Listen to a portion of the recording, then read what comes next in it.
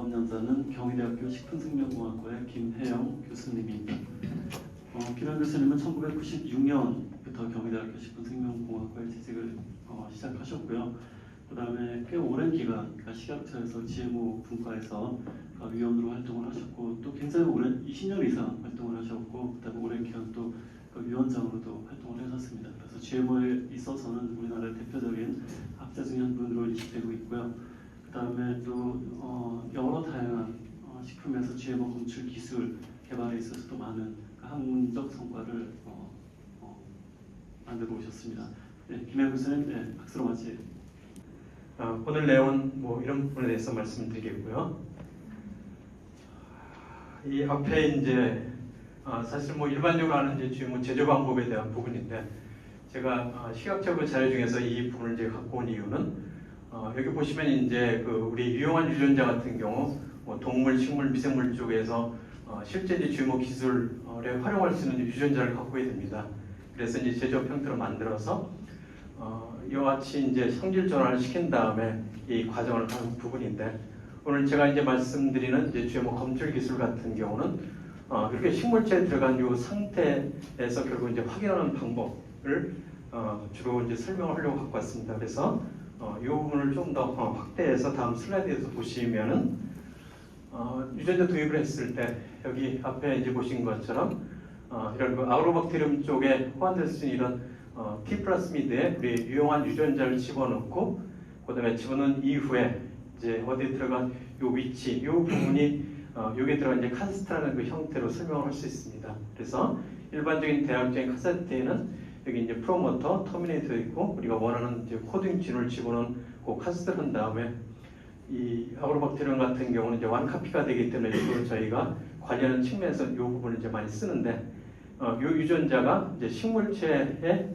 들어가게 되면은 우리가 넣은 부분이기 때문에 이 부분은 상당히 쉽게 우리가 프로모터나 터미네이터 같은 경우 알려진 부분이기 때문에 확인할 수 있는데, 이게 이제 그 지노믹 DNA 식물체 어디에 들어가게 되면은 이제 어디에 들어갈지 모르는 이제 랜덤한 형태가 되기 때문에 여기 레프트 보드, 라이트 보드 형태에서 여기 식물체 들어간 이 부분을 우리가 확인하기가 굉장히 쉽지가 않습니다. 그래서 지금은 이제 GMO에 대한 기술이 시퀀스나 등등 변이가 됐기 때문에 20년대 들어와서는 이제 그 전체 식물체에 대한 고울지름 유전자가 되기 때문에 이 부분은 상당히 쉬웠는데, 초기에 이제 GMO가 만들어지고 이제 관리할 때 한 2010년대 그때부터는 사실은 우리가 이 식물체 이쪽을 우리가 알기는 굉장히 쉽지가 않았습니다. 그렇기 때문에 주로 이제 삽입된 이 유전자를 갖고 저희가 GMO 검출 기술이 개발이 되게 되었습니다. 그래서 이런 부분들 저희가 그 강의 내용을 할 때 이제 뒤에 나오기 때문에 잠시 이제 그 서론적인 부분에 포함을 시켰습니다. 그래서 이제 이와 같이 들어간 유전자 쪽에서 지금 현재 우리나라에서 이제 식품용 GMO 승인 현황은 농산물 같은 경우는 현재 5월, 4월달 기준으로 207개, 이 가운데 이제 감자는 예전에 승인되고 더 이상 생산하지 않는 조건이기 때문에 실제 저기 이제 판매를 할 수 있는 그 GMO에 대한 그 품목은 203개가 되고 있고, 이제 우리나라에서 주로 된 GM 미생물 같은 경우도 여러 품목이 있습니다. 그래서 오늘은 이제 이 부분에 대해서 말씀을 드릴 거고, 이게 이제 플러스 형태로 된 부분은 뒤에 다시 한번 설명을 해주면 저희가 이미 만들어진 GMO를 저희가 교배시켜서 만든 후대 교배종이라는 부분입니다. 그래서 이제 상당히 이와 같이 이제 많은 GMO가 이제 식품으로 안전성 승인이 되기 때문에 이런 부분들이 저희가 이제 식품에 실제 쓰이더라도 법적으로 큰 문제가 없는 그런 대상인데, 문제는 너무 많다는 거죠. 그래서 이런 부분들을 이제 확인했을 때, 예를 들어 제가 앞에서 이제 콩의 가공식품을 먹었는데, 그 콩에 해당되는 여러 이벤트에서 31개가 됐는데, 그 콩이 GMO인지 아닌지 사실은 정확히 하려면은 각각 31개에 대한 걸 모든 걸 갖다가 검사를 해야 된다는 소리죠. 상당히 거의 불가능한 그 형태가 되는데, 이제 그런 부분도 과연 어떻게 우리가 이제 검사를 하는지 이제 그런 내용도 같이 포함을 시키겠습니다. 지금까지 그 GMO 검정 기술에 구성된 이제 리뷰 논문이 있어서 찾아본 부분인데, 75년도에 이제 서든블랏 그때 발달부터 시작해서 우리가 어떤 유전자에 대한 확인되는 부분부터 시작해서 생거 시퀀스부터 그다음에 PCR이 이제 되고, 그다음에 리얼타임 PCR, 그다음에 현재 쓰는 이제 디지털 PCR 같이 이런 부분들은 우리가 일정 부분에 삽입된 스페시픽 타겟을 갖다 우리가 확인하는 방법으로서 이제 PCR 방법을 이제 주로 많이 썼습니다. 그래서 그 이후에 여기 보시면 이제 2000년에 들어와서 여러 가지 지롬 시퀀서는 풀지롬 시퀀서 기술들이 개발되고 나노파워 같은 경우는 우리가 손쉽게 할 수 있는 부분, 그다음에 이제 4세대 그 DNA 시퀀스까지 기술까지 해서 이 GMO 검출에 대한 부분을 우리가 활용을 하고 있습니다. 그래서 지금 현재 대부분 각 나라별로 이제 규제나 혹시 쓰고 있는 방법은 이제 이때 개발됐던 그 여러 가지 PCR 방법 중에 가장 많이 쓰는 게 이제 리얼타임 PCR 같은 경우가 지금 쓰이고 있고, 이제 전체적으로 이제 디지털 PCR 같은 경우도 일부 쓰이고 있습니다. 이런 부분들은 이제 본문 쪽 강의를 할 때 같이 말씀을 드리도록 하겠습니다. 그 이후에 이제 제가 포괄적으로 말씀드렸던 이제 GMO 디텍션 최근에 이제 되는 방법 보면은 이제 디지털 PCR 같은 경우가 기존에 했던 이제 그 리얼타임 PCR에 비해서 이제 상대적으로 장점이 있기 때문에 이쪽으로 좀 이동을 하고 있고, 그다음에 그 풀지롬 시퀀스 같은 경우도 이제 시퀀스 기술이 개발이 되고 이제 비용적으로 많이 절감이 되기 때문에 우리가 이제 미스인 GMO라든지 혹은 일부 그 시퀀스 중에 이제 아이덴티파이 안 되는 그런 부분을 확인하는데 이런 NGS 기술까지 지금 현재 여러 논문이나 그런 데서 쓰고 있습니다.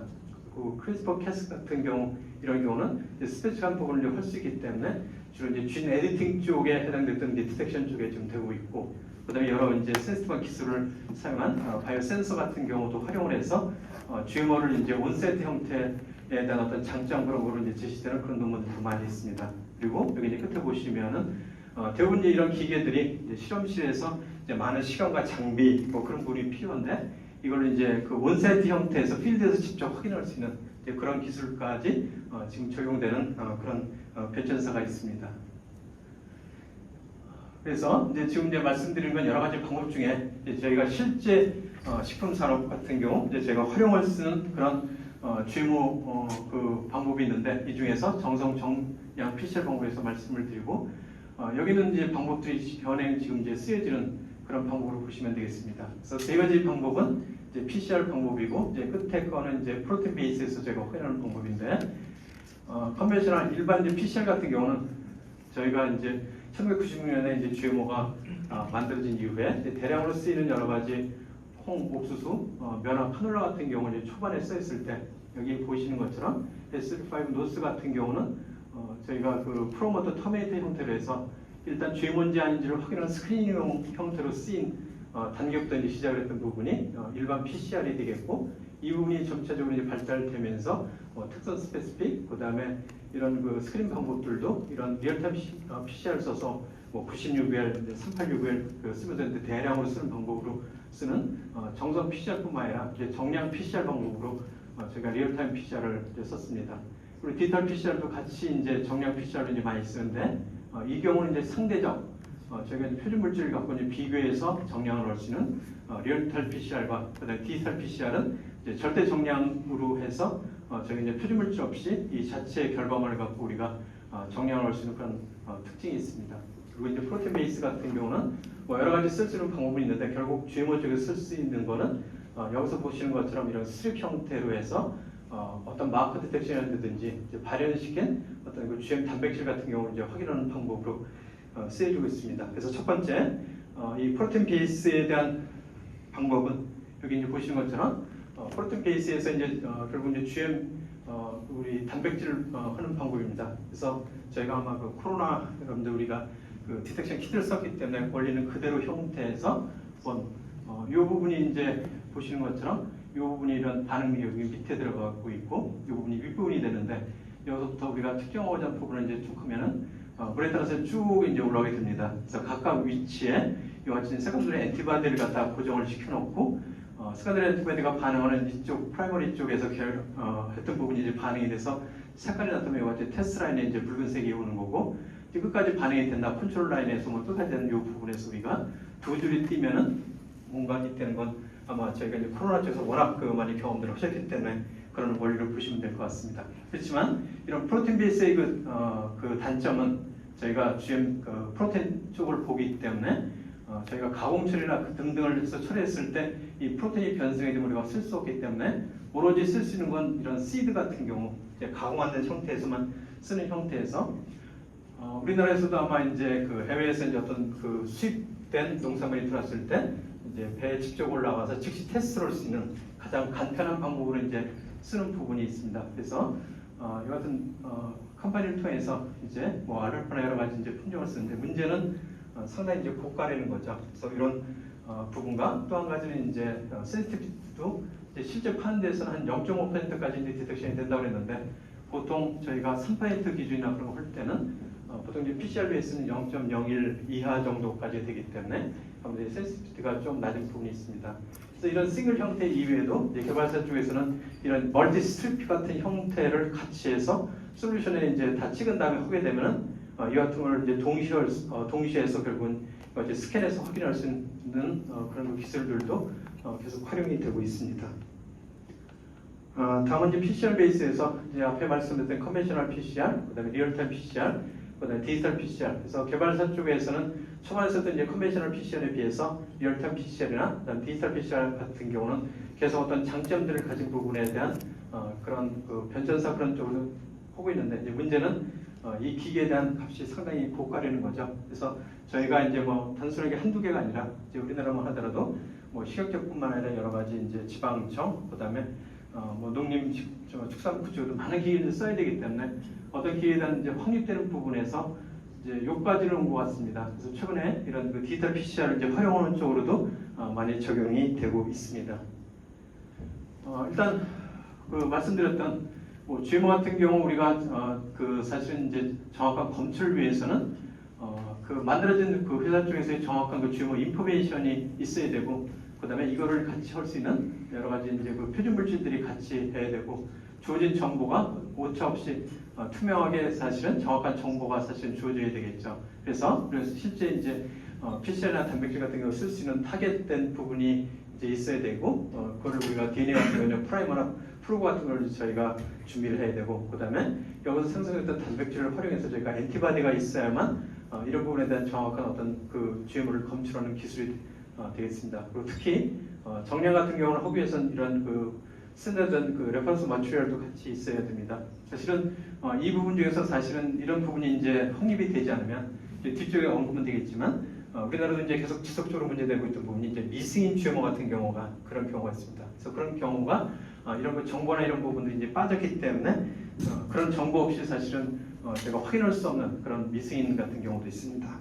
자, 그러면 이제 저희가 PCR법을 일반적으로 말씀드렸는데 이 부분이 제가 이제 앞에서 말씀드렸던 GMO를 만들 때 일반적으로 어떤 유전자를 집어넣은 그 형태가 되겠습니다. 그래서 프로모터, 그 코딩 진, 그다음에 터미네이터 등등 일반적으로 했을 때 저희가 그러면 이 중에서 어떤 부분을 확인해온 부분으로 저희가 이제 프라이머를 디자인을 해야 됩니다. 그래서 초기에 이 젠센 그룹들이 이제 해서 상당히 이제 이런 부분이 많이 인용이 됐는데 초반에 이런 검출 기술이나 어떤 정확한 증거가 없을 때 여기서 보시는 프로모터, 터미네이터, 이게 SF5 터미네이터나 노스 터미네이터 같은 그런 거를 사실은 저희가 이번에 시퀀스를 활용해서 여러 가지 뭐 작물이나 외신된 쪽으로 먼저 확인을 합니다. 그래서 거기서 PCR 프로덕트가 뜨면은 인위적으로 집어넣은 이런 정도가 들어갔다는 그런 가정이 될 수가 있죠. 그렇지만 여기에 대한 이제 오차도 상당히 많이 있습니다. 문제는 뭐냐면은 이런 부분들이 이제 바이러스 베이스에서 이제 만들어진 거고 또 PCR이라는 게 100% 정확한 게 아니라 TN 값에서 일부 시퀀스가 달라도 사실 PCR 프로덕트가 나올 수 있는 그런 오차적인 부분이 있는데 일단 초기에는 이 방법을 써서 여기에 나온 결과가 나오면은 GMO일 가능성이 높아지는 거죠. 그래서 그 이후에 이제 개발된 거는 이런 그 정보를 통해서 여기서 보시면은 진 스페시픽 타겟, 그래서 이제 코딩 진이라는 부분입니다. 예를 들어서 뭐 EPS라든지 뭐 BT에 해당되는 부분이다. 그러면은 거기에 알고 있는 시퀀스를 확인해서 이 부분이 나오면은 우리가 어떤 유전자가 코딩된 부분이 들어갔다. 사실 이 부분보다는 조금 더 정확도가 높은 부분이지만은 사실 이런 그 타겟되는 부분이 요새 보시면은 옥수수, 면화, 카놀라 모든 부분에 똑같은 어떤 코딩진들이 들어가는 부분이 상당히 많이 있습니다. 그렇기 때문에 여러 작물들이 섞여 있을 때도 사실 여기에 대한 그 정보가 100% 정확하다고 할 수 없죠. 그래서 그 다음에 나오면 이제 컨스트럭트 스페시픽을 해서 여기 보시면은 이 코딩진이 있고 이제 뭐 엘리먼트 같은 경우가 있어요. 이 경계를 확인할 수 있는 그걸 컨스트럭트로 하면은 뭐 일반적으로 이거에 들어갔다 이거에 들어갔다 아니라 적어도 여기까지 들어간 부분들이 GMO 그 PCR 검출을 했다 그래서 컨스트럭트 스페시픽까지도 이제 개발됐습니다. 여기까지는 저희가 집어넣은 이 상태를 알고 있는 상태 내에서 개발한 거죠. 근데 시험적으로 문제가 되는 거는 이 부분이 정확히 식물지에 들어갔을 때 레프트 보드, 라이트 보드 들어간 이쪽이 사실은 필요한데 이게 어디에 들어간지가 사실은 저희가 그 2020년대 전까지의 기술로서는 상당히 많이 그 플랜트 전체 지노믹 시퀀스를 해야 되니까 어려운 점이 있었습니다. 그 부분이 이제 개선이 되면서 여기에 우리가 집어넣은 요 타겟 요 부분과 내재 식물체 요 경계를 우리가 확인할 수 있는 PCR 프로덕트가 결국은 이벤트 스페시픽. 그래서 지금 현재 전 세계적으로 쓰고 있는 그 PCR 쪽에 해당되는 프라이머는 다 이런 이벤트 스페시픽한 부분으로 보시면 될 것 같아요. 그리고 만약에 여기를 쓰지 못하는 경우는 이제 할 수 없이 미스인 GMO라든지 이제 그런 거 할 때는 위쪽을 타겟으로 하는 수밖에 없겠죠. 자, 그래서 일반적인 이제 PCR 디자인에 대한 부분을 말씀을 드렸습니다. 자, 말씀드렸던 것 중에 이제 중요한 부분 중에 하나가 저희가 PCR을 했는데 이런 비교해서 어떤 부분을 확인해야 되고 특히 이제 정량적인 부분은 우리 기준은 3%인데 정확하게 얘가 3%를 나오는 그런 부분에 확인된 부분을 위해서 이와 같이 서티파이드 그 CRM 같은 경우가 사실은 필요하게 됩니다. 그래서 우리가 생각했을 때 서티파이드는 그냥 퍼센트별로 시작해서 만들면 되지. 근데 생각보다 그게 된 게 아니라 굉장히 정교하게 이런 부분을 만들어서 지금 현재 이런 기술에서 이런 그 CRM을 만들 수 있는 거는 이제 EU 쪽에 해당되는 그 기관하고 그다음에 이제 중국에서도 최근에 이제 많은 이제 GMO가 만들어지면서 중국에서 이런 기술을 해서 만들어졌습니다. 근데 우리나라는 이제 표준과학연구원에서 해야 되는데 표준과학연구원은 더 이상 GMO에 대한 또 표준물질에 대해서 관련을 하고 있지 않기 때문에 일단 이런 부분들이 이제 확보가 돼야 됩니다. 자, 보시면은 여기 해당되는 서티파이드 물질들이 그람당 66유로. 그 다음에 여기 이제 파데타라 된 부분들이 세트로 해서 세트당 280불. 상당히 고비용이고 종류도 많은데 이걸 사실은 다 커버하기는 굉장히 쉽지가 않죠. 그렇지만 결국은 그 정확한 정량을 하기 위해서는 이런 부분도 있어야 됩니다. 근데 또 한 가지는 이 CRM으로 팔고 있는 이런 부분들이 우리 안전성 승인된 거 이외에 모든 GMO에 대해서 이게 다 커버를 하지 못해요. 그래서 사실 우리가 할 수 있는 부분도 있고 특히 미승인 같은 경우는 상당히 어려운 점이 많죠. 그래서 이 중에 이제 했던 부분이 저희가 유전자를 이런 플라스미드에 집어넣어서 이제 여기 보시면은 이때 이제 2016, 7년도 그때 한참 제공됐던 부분이 이제 GM 쌀 같은 경우가 이제 중국에서 이제 우리나라에 유입이 되면서 그 부분이 된다 상당히 큰 이슈가 된 적이 있습니다. 그때 이제 과제를 받아서 여기 보시면 우리나라 이제 승인 GM 쌀 우리나라 승인이 된 건 아무것도 없습니다. 그렇지만 일반적으로 이제 알려진 부분이 가장 많은 이제 중국의 그 GM BT63 같은 경우가 이게 전 세계적으로 가장 많이 퍼져 있고 우리나라도 종종 이제 인지가 됐던 그런 부분에 대한 외심이 있었습니다. 그 이외에 네 가지 이제 중국산 GM 쌀, 그다음에 LLIS는 이제 승인이 됐는데 우리나라 이제 미승인됐던 품목들을 같이 해당했던 그 우리가 알고 있는 시퀀스들에 대한 이벤트 스페시픽을 확보를 해서 이와 같이 플라스미드 형태로 해서 놨습니다. 그래서 5개는 GM 미생물의 GM 쌀에 대한 정보고 한 가지 이제 쌀에만 있는 내재 유전자를 같이 넣어서 이 형태로 이제 플라스미드 형태로 만든 이후에 이걸 이제 앰플리파이 시켜서 이제 지속적으로 계속 많이 쓸 수 있고 실제 DNA 그 템플릿 쓸 때는 링 형태 내에서 여기에 제한 요소 사이트가 있어서 이 부분을 제한 요소 처리를 하면 여기 리니언 상태가 되기 때문에 이제 이 부분을 저희가 표준 물질로 써서 실제 각각 타겟된 부분을 했을 때 이제 감도를 LOD 감도를 측정했고 실제 이제 카피별로 해서 리얼타임 PCR을 해서 결과를 내서 저희가 CRM을 이런 플라스미드 상태로 이용했던 그런 거로 이제 보고한 내용이 되겠습니다. 다시 이제 일반적인 이제 컨벤셔널 PCR을 보면은 이제 이 컨벤셔널 PCR에서 가장 이제 중요한 거는 특이성. 그러니까 여러 그 타겟이 있을 때 우리가 원하는 그 부분만 나와야 되는 그런 특이성이 되고, 그다음에 민감도 같은 경우도 저희가 실험을 했을 때 예를 들어 우리나라 이제 그 스레시홀드는 3%인데 이 준비해 놓은 게 뭐 3% 이상 5%나 10%면 더 이상 적용될 수가 없죠. 그렇기 때문에 그 이하 쪽에서 센시티비티가 그 검정하기 이하에서 쓸 수 있는 거 보통 이제 정성 PCR에서는 보통 0.01% 이하 쪽에서 주로 개발된 그런 부분들이 쓰여지고 있습니다. 그래서 싱글 타겟이 됐을 때 여기 이제 PCR 부분 이벤트 스페시픽한 부분에서 다른 작물에서는 뜨지 않고 이 해당됐던 이제 BT63 같은 경우는 쌀에서만 사실 뜨는 그런 부분을 해서 내재 유전자하고 확인했을 때 GM 쌀의 그런 부분들이 어디까지 감도가 되는지 그 부분을 확인하는 형태가 되겠습니다.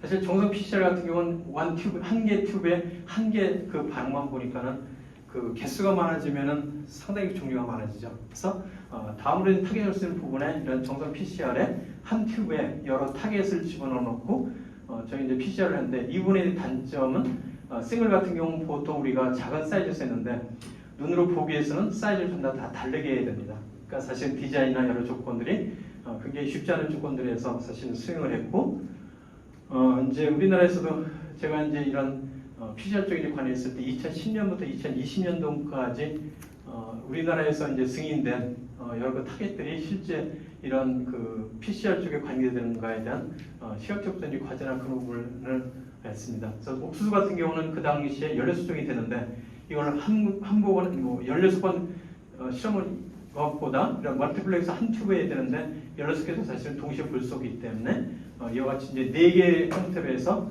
4개 그 GM 옥수수와 그다음에 내주전자 하나까지 이제 5개씩 해서 펜타플렉스 4세트를 사실은 확인을 해서 검사법을 이제 만들어 놓고 이제 그 외에 이제 모니터링을 한 적이 있었습니다. 그리고 이와 같이 이제 콩은 훨씬 더 많은데 이 앞쪽에서 이제 실험한 거 이외에 그 다음 세트를 만들어서 했던 GM 그 소이빈, 그 다음에 면화, 그 다음에 카놀라 같은 경우도 이런 멀티플렉스 형태로 세트를 만들어서 일반적으로 이제 시중에 있는 모니터링이나 이제 그런 부분을 했습니다. 이때 당시에 사실은 저희가 그 국내에서 모니터링 샘플을 얻기 쉽지 않았고, 그래서 미국만 가면은 미국에서 있는 모든 콩, 옥수수 파는 여러 가지 제품들을 갖다가 가방에 사왔어요. 가방에 사와서 그런데 실제 실험실에서 실험을 해보면은 이런 그 성분들이 굉장히 많이 나타나는 그런 이제 포인트 컨트롤러도 사실 썼던 기억이 납니다.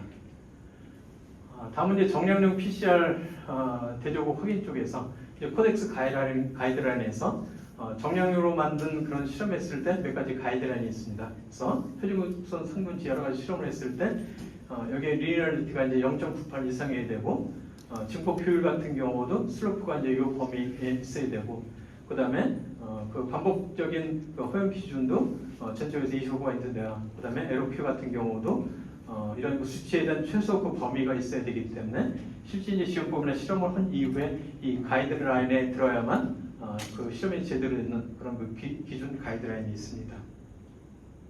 뭐 리얼타임 PCR은 여기 쭉 있습니다. 예전에 ABIQ에서 7,700부터 시작했던 부분들이 지금 현재는 이제 서머로 그 회사가 사실 통합 인수가 되면서 퀀타 스튜디오 5, 7 이와 같이 방법이 쭉 됐고 이제 여기에 해당되는 부분에서 프라이머 같은 경우 이제 뒤에 언급되겠습니다만 그런 부분을 활용해서 이제 실시간으로 이와 같이 그 사이즈가 올라가는 요 시티 밸류를 통해서 우리가 정량 PCR까지 할 수 있는 그런 방법이 개발됐습니다. 여기 보시는 거는 이제 앞에서 말씀드렸던 리얼타임 PCR 중에 이제 정량용인데 여기 보시면은 일반적으로 했던 그 프라이머의 여기 양쪽에 이와 같은 이제 리포트 다이하고 이제 펀처 다이를 같이 붙여서 여기에 그 우리가 보는 타겟 쪽에 유전자 이 부분이 요 중간에 어린이 되는 부분에서 얹어 놓으면은 여기서 이제 이 프라이머를 갖고 여기서 PCR이 그 테플리머레이즈 진행이 되겠습니다. 그래서 테플리머레이즈는 쭉 그 복제하는 그런 것도 있지만 하다가 앞에 걸리면 이걸 갖다가 끊어내는 그런 그 뉴클레이스 액티비티도 있기 때문에 이 부분을 이제 잘라내서 튀어나오게 되고 전체적으로 가서 끝까지 가게 됩니다. 이때 튀어나오는 이 부분이 이와 같이 이제 결국은 그 액티베이션 플루레스 다이가 돼서 이제 나오는 부분입니다. 그래서 요에 해당되는 거는 그 팸, 텟, 그다음에 여러 가지 있지만 이와 같이 레인지가 타는 그 범위가 있기 때문에 이 qPCR 같은 경우도 이제 멀티플렉스 이런 걸 활용해서 이게 다른 다이를 써서 우리가 디텍션 되는 그 파장들을 해서 그 멀티플렉스 형태로도 확인을 할 수가 있습니다. 다음 이제 디지털 PCR 같은 경우 이제 우리가 튜브에 여기에 이제 뭐 한 그 20 마이크로리터를 썼다 그러면은 여기에 쓸 수 있는 거는 이 부분에서 드롭플렛들을 만듭니다. 보통 이제 바이러드 같은 경우는 2만 개의 형태를 만들기 때문에 여기에 해당되는 부분에서 2만 개를 하면 작은 드롭플렛 같은 경우가 2만 개가 형성되면서 그 내부에서 결국 PCR에서 이제 거기에서 PCR 일어나는 거를 같이 개수를 통해서 할 수 있는 부분을 하고 이와 같이 이제 주행과 넌주행 형태로 볼 수 있는 이런 부분입니다. 그래서 아직까지는 전체적으로 이제 공식적인 실험실에서 쓰면 안 했지만 qPCR 쪽에 같이 비교를 해서 상당히 이제 접근성 있는 그런 부분이 되고, 또 이 디지털 PCR의 장점은 그 이니비터 같은 경우에 영향을 받지 않기 때문에 실제 뭐 가공식품이라든지 그런 부분에 쓸 수 있는 그런 부분의 또 장점도 같이 갖고 있습니다. 다음은 이제 우리나라 그 GMO 안전성 심사 과정, 앞서 이제 보신 부분인데, 여기서 안전성 절차를 보는 게 아니라 이 과정 중에 저희가 이 승인된 것 같은 경우는 시험법 등재 요청을 해서 시험법 고시록에 되어 있습니다. 공전에. 그래서 지금 이제 6개 형태가 되어 있고, 이 부분에 해당되는 부분이 이제 GMO 우리나라 승인된 검사법이 여기 들어가 있어야 되는 거죠. 그래서 여기 이제 공전상을 보면 시험법상에 여러 가지 연구가 되어 있습니다. 그래서 외래 단백질 같은 경우는 예를 들어 플로리스트립을 쓸 수 있는 간이 검사가 허용이 됐습니다. 그렇지만 이 부분은 저희가 그 단백질 쪽이기 때문에 시드 형태만 쓸 수 있고, 그 다음에 이제 가공식품 같은 경우는 지금 현재 정성 분석만 되어 있습니다. 그래서 이 부분이 이제 추후에 우리가 봐야 될 게, 원료 자체는 우리가 정량을 할 수 있지만 그걸 갖고 가공된 예를 들어 뭐 두부라든지 여러 가지 이제 그 콘이나 그러니까 옥수수나 그런 거 만든 제품에 가공된 부분은 정량을 할 수 없게 되어 있습니다. 그렇기 때문에 있는지 없는지에 대한 확인 정도의 정성인데, 정성도 사실 우리나라 기준 넌 GMO 기준 3%가 그 이상을 썼는지 안 썼는지를 확인할 수 있는 그런 또 어려운 점이 있습니다. 그래서 이 가공식품에 대한 뒤쪽에 간단하게 다시 한번 논의하도록 하겠습니다.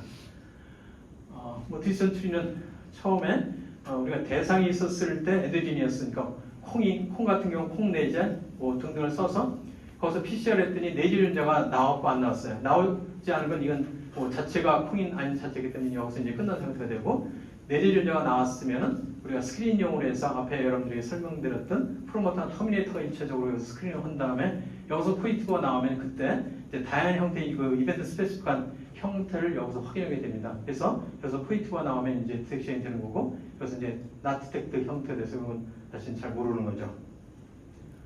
공전상에서 보시면 식품용은 이제 실험 추출은 2번 반복을 하게 돼 있고, 콩하고 옥수수 같은 경우는 뭐 스크린용 형태, 그 다음에 이벤트 스페시픽한 거는 콩은 18개, 옥수수는 28개, 그 다음에 면화, 카놀라, 알파파, 감자, 사탕무 등은 저희가 리얼타임을 통해서 이제 그 정성 PCR을 하게 되어 있습니다. 그래서 판별법은 앞에 설명한 그대로 해서 검출과 불검출, 그 다음에 검사불능, 그리고 형태가 나온 부분들이 시각적 고시 형태로 지금 현재 되어 있습니다. EU 같은 경우도 그 내에 이제 그 정성, 정량, 정성법이 저희가 JCR 여기에 같이 포함이 나타나 있습니다. 자, 다음은 이제 우리나라 그 GMO에 대한 검사에 대한 여러 가지 몇 가지 이제 한계점을 좀 말씀드리겠는데, 첫 번째가 후대 교배종입니다. 후대 교배종은 이미 승인된 싱글 이벤트를 교배해서 얻은 종이 되겠죠. 그래서 신규 이벤트에 비해서 후대 교배종은 시간과 그다음에 여러 유전자가 있기 때문에 상당히 뭐 개발자나 농민들한테는 상당히 그 좋은 형태로 지금 받아들여지고 있습니다. 그런데 여기까지요. 그래서 우리나라에서도 이런 스택 이벤트 같은 경우에서 옥수수 같은 경우는 많은 적에서 여기서 X로 된 부분들이 싱글 이벤트인 BT11하고 G21을 교배시켜 만든 품종이 되기 때문에 각각에 해당했던 유전자들은 그대로 다 같이 두 개 다 갖고 있는 형태가 되겠습니다. 그래서 이게 뭐 두 개, 일단 2개, 지금 이제 5개, 3개까지 이런 스택들이 보이셔서 상당히 그 많은 형태가 나오고 있는데, 이런 부분들이 식품으로 승인됐습니다. 그런데 그 부분들이 이제 같이 포함됐을 때 얘가 우리나라 스레시홀딩 3%에 대해서 어떻게 다시 평가되는가, 이 부분을 이제 말씀을 드리면, 후대 교배종 같은 경우 이제 검정법 유분자가 제가 이거 제시했는데, 이게 BT11의 싱글 이벤트입니다. 그래서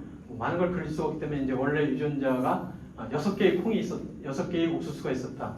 그리고 빨간색으로 들어간 부분들이 GMO로 만들 때 집어넣은 유전자가 되겠습니다. 죄송합니다. 여기 제가 카피를 잘못해서. 그래서 이렇게 해서 지금 3개가 사실 우리가 원래는 유전자가 들어갔기 때문에 총 4개 나온 옥수수에 원래 있는 게 6개이고, 그리고 3개만 됐기 때문에 얘는 6개 중에 3개가 옥수수가 되기 때문에 얘는 50%입니다.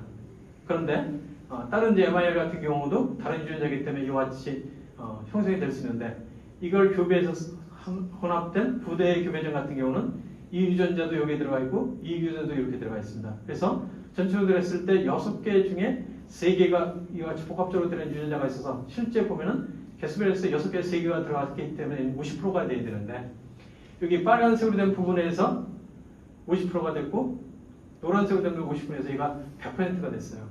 이제 그러다 보니까는 반식돼야 되는 부분이 얘 부대기별 중에서 100%가 결과가 나왔다는 거는 우리가 특히 정량 PC에서 3% 기준으로 했을 때 그 부분이 확 올라갈 수 있는 부분이 되는 거죠. 그래서 요새는 이제 이런 제품들이 미국 같은 경우 우리가 수입됐을 때 벌크 형태, 그러니까 뭐 벌크 형태로 대부분 들어오기 때문에 어떤 건지 구별할 수가 없습니다.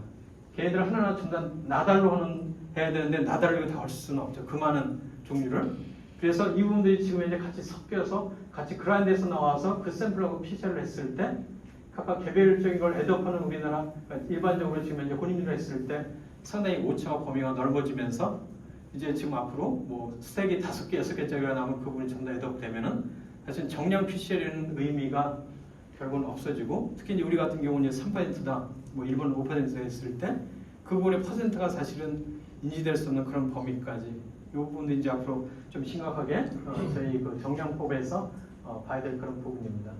그다음에 이제 두 번째는 미승인 GMO 쪽인데 여기 보시는 것처럼 각각 이슈가 될 때마다 뭐 대부분 다 찾아오고 있는 거죠. 뭐 GM 밀부터 시작해서 그다음에 뭐 GM 라이스, 그다음에 플렉스, 또 최근에 우리나라에서 이제 GM 호박 같은 경우 문제가 생겼을 때 이런 과연 GMO GMO 이런 미승인 GMO가 생겼을 때 때마다 사실은 우리가 대처하기 굉장히 힘든 그런 부분입니다. 그래서 여기 보시면 이제 지금까지 전 세계 그 GMO가 이제 된 부분은 총 여러 가지 우리가 먹는 용 이외에도 다 합치면 645개가 지금 이제 그 올해 5월 30일로 됐습니다. 그리고 나라별로 보면 우리나라는 지금 200개 형태고 200개가 승인됐고 뭐 미국이나 일본 이런 거에 비해서는 좀 적지만 대부분 많은 부분들이 이제 지금 이제 승인됐기 때문에 여기 승인된 어떤 품목도 사실은 우리나라에서 식품으로 쓴다 해도 문제가 없는 거죠. 그렇지만 표시할 쪽에서 그게 GMO다 아니다 표시할 때는 여기에 대한 정보나 이런 부분들이 굉장히 부족한 형태가 되는 거죠. 그래서 좀 더 정리를 하면은 전 세계적으로 30개 작물 645개 되는데 우리나라에서 승인된 건 6개 작물에 207종이 돼서 이런 주요 작물만 되어 있습니다. 많은 부분들이 여기서 우리나라 승인된 부분이 누락된 부분이 있고 물론 이제 대부분 이제 콩옥수, 면화, 카놀라만 우리가 이제 주로 식품용으로 많이 쓰기 때문에 대부분은 차지하지만 중간중간 나왔던 뭐 앞에 여러분들이 이렇게 말씀드린 호박이라든지 뭐 또 이제 요새는 그 동남아에서 개발된 여러 그 작물들이 나오고 그랬을 때 그걸 과연 어떻게 관리를 해야 되는가 이 부분도 저희가 GMO 검정 쪽에서 한번 논의를 해야 됩니다. 그래서 EU 같은 경우는 같은 대표적인 부분들에 대한 검사법 이런 부분들이 사실은 나와 있고 뭐 여기에 대한 대체를 하나 말씀을 드리면 최근에 우리나라에서 이제 주행 감자 때문에 승인 여부에 따른 상당히 이제 문제가 되고 있는데 ISA의 보고에 의하면 주행 감자가 총 50일입니다. 상당히 많이 돼 있죠. 그래서 이 부분들을 우리가 하나하나 좀 다 할 수는 없지만은 앞에 말씀드렸던 이제 제네틱 엘리먼트, 프로모터, 터미네이터 쥐들이 있습니다. 대부분은 많은 부분들이 사실은 일치되고 한 부분들이기 때문에 새로운 이런 부분을 우리가 결국 이런 그 유전 정보 쪽에서 모니터링을 해가면서 새로운 정보들을 우리가 커버할 수 있는 그런 부분들을 뭐 스크린이나 아니면 좀 더 자세한 부분으로 그다음 정리를 해야 되겠죠. 다음은 이제 끝으로 이제 가공식품 경우입니다. 이건 이제 2015년도 이제 창 프로그램에서 대대적으로 옥수수고 이제 대두를 이제 하면서 된 부분인데 상당히 많은 부분들에 대한 우리가 활용도가 굉장히 높죠. 그래서 대두 같은 경우는 여기 이외에 이제 파생된 부분들이 굉장히 많이 있는데 캡슐을 해서 봤을 때 원물 같은 경우는 말씀드린 대로 우리가 정량도 할 수 있고 이제 있나 확인도 할 수 있습니다. 그렇지만 이런 형태가 많이 만들어졌을 때 이 부분들을 과연 GMO로 검사를 할 수 있는지 그런 부분이죠. 그래서 첫 번째 보면은 이런 각각 개별증을 갖다가 DNA 추출을 해봤습니다. 그래서 원래 이제 대두나 거의 이제 파괴가 되지 않은 부분들은 여기 지노믹 DNA 상태에서 많은 부분이 있는데 많은 부분이 형태들이 여기서 보시는 것처럼 다 디그레이션 돼서 거의 뭐 잘 안 보이는 이런 부분들도 있고 과연 이제 이런 부분들도 저희가 과연 이제 PCR이나 그런 거 있을 때 제대로 가능한지 그다음에 뭐 일부 이제 정성 분석까지는 가능하지만 뭐 정량이나 그런 부분들과 앞서 말씀드린 대로 그 중에서도 저희가 이제 가공식품 쪽에서는 그 정량을 안 하는 걸로 되어 있습니다. 그래서 이런 부분들도 결국 우리가 여러 가지 이제 그 검출 기술 그런 걸 활용해서 뭐 추후에 이제 표시나 그런 걸 했을 때 과학적 근거나 그런 부분에 해당되는 부분도 이제 한번 생각해 볼 만합니다.